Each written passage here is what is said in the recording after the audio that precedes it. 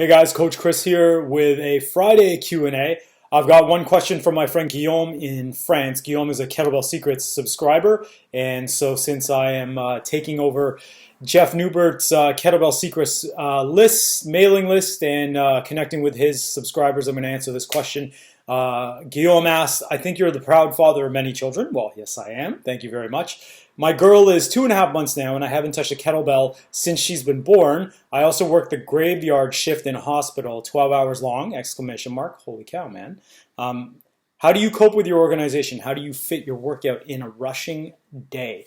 I personally love these questions because they're about life, right? I mean, for the most part, that's why we chose to use the kettlebell as our tool, because it helps us with life. It helps us get stronger for life. They're quick, they're convenient, they're compact, you can use them anywhere, and that's personally why I got into it. So a question like this really resonates with me because that's why I got into it. So to answer your question, Guillaume, don't stress yourself out, man. Remember that training is stress to your everyday. So I'm not saying give up training altogether, but what I am saying is you're going to have to dial it down. She's 2.5 months old. You're probably not getting any sleep.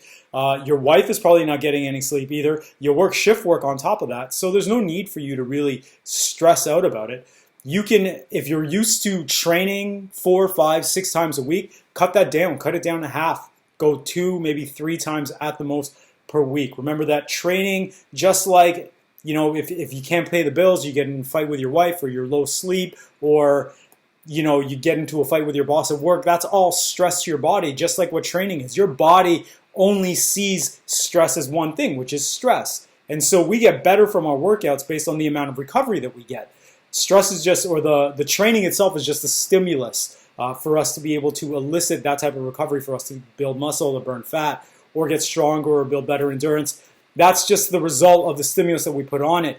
If you're not recovering enough, if you're not getting enough sleep, you don't have a lot of time, you're always stressed out, training 6 days a week isn't necessarily going to help you. So cut your training time down to twice a week. Stick to, if you want to stay with kettlebells, simple and sinister.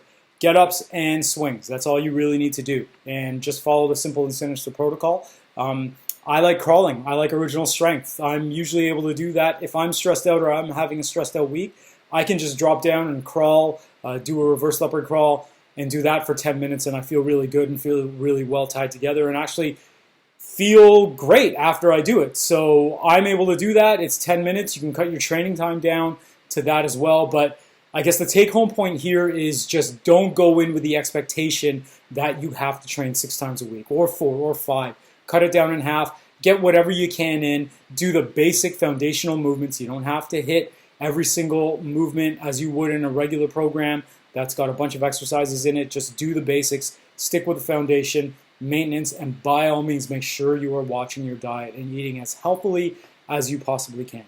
So that's my answer to you, Guillaume. I hope that helps. And if you guys have any questions, just leave a comment below or email me at info@kettlebellworkouts.com, and I will get back to you and answer your question probably on video. I like doing video.